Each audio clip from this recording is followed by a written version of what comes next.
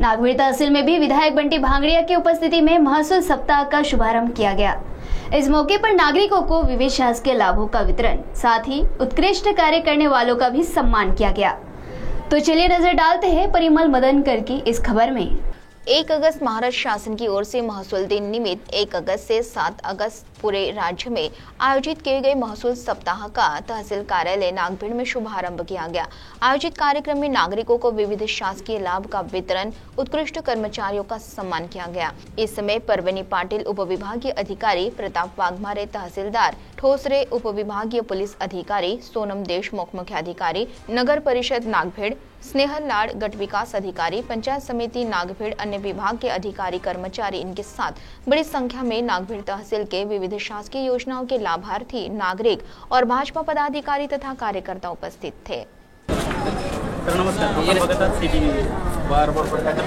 1 August ते 7 ऑगस्टपर्यंत महसूल दिन हा शासनातर्फे दरवर्षी साजरा केला जातो आणि तहसील येथे शासनातर्फे महसूल दिनाचे खूप मोठ्या प्रमाणामध्ये असं आयोजन केलेलं आहे।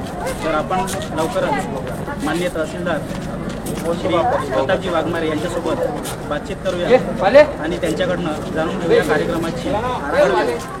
सामान्य नागरिक व शेतकऱ्यांना केंद्रबिंदू मानून महसूल विभाग वेळोवेळी कार्य करत असते। त्या विभागातील अधिकारी व कर्मचाऱ्यांचा गुणगौरव झालेला पाहिजे। त्यासाठी दरवर्षी 1 ऑगस्ट असा हा पंधरवडा आपला कार्यक्रम असतो। त्याबद्दल आपण कोणकोणत्या योजना आपण सरकारच्या ज्या योजना आहेत त्या कशा प्रकारे आराखडा आहे हा आपण थोडक्यामध्ये सांगा। सर्वप्रथम या तालुक्याचा तहसीलदार म्हणून मी या तालुक्यातील सर्व जनतेला महसूल दिनाच्या शुभेच्छा देतो। दरवर्षी खरं तर 1 ऑगस्ट ते 31 जुलै या दरम्यान महसुली वर्ष असतात आणि 1 ऑगस्ट हा महसुली दिन असतो।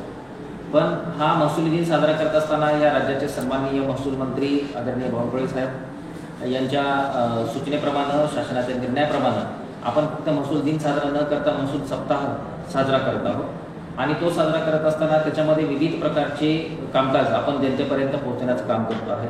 जसे की 1 ऑगस्टला आज आपण सर्व गुणवंत कर्मचारी असतील, अधिकारी असतील त्यांचा सत्कार करणं, त्याबरोबरच विविध लाभार्थ्यांना लाभांचं वितरण करणं याच्याबद्दल कामकाज करणार आहोत। तर 2 ऑगस्टला आपण आपल्या तालुक्यामध्ये जे काही सर्वांसाठी घरामध्ये पात्र असणारे लाभार्थी असतील त्यांचे जे पट्टे वाटपाचा कार्यक्रम आहे तो आपण करणार आहोत।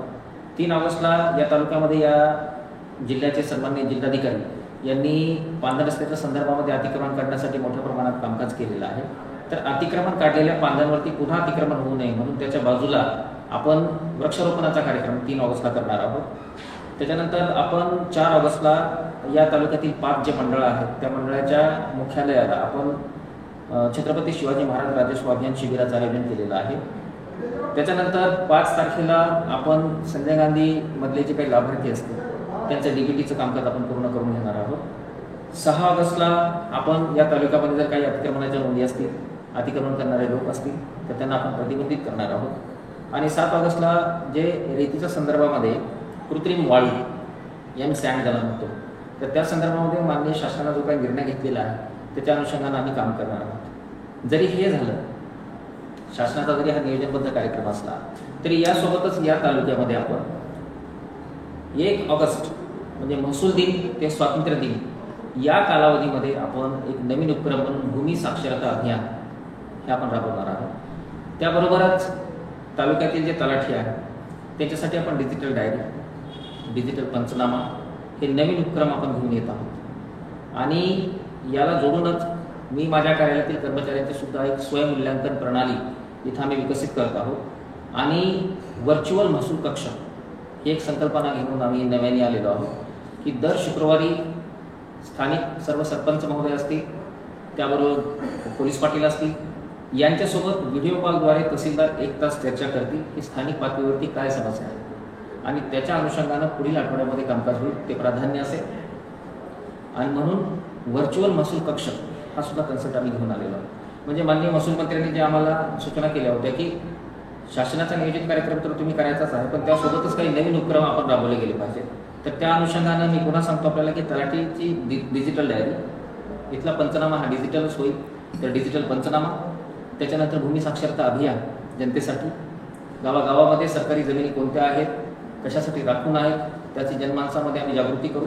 त्याचा नकाशा, त्याची यादी ग्रामपंचायत आणि तलाठी कार्यालयाला आम्ही लावू, जनतेमध्ये त्याच्याबद्दल माहिती देऊ. त्याचबरोबर आता सांगितल्याप्रमाणे माझ्या कार्यालयातील कर्मचारी कशा पद्धतीने काम करत आहेत त्याचं स्वयंमूल्यांकन आणि त्याची फेरतपासणी आम्ही करू.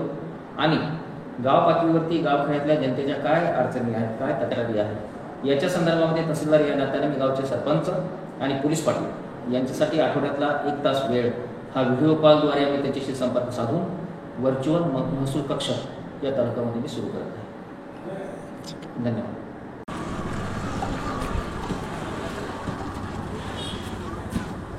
CTV के लिए प्रतिनिधि परिमल मदनकर की रिपोर्ट।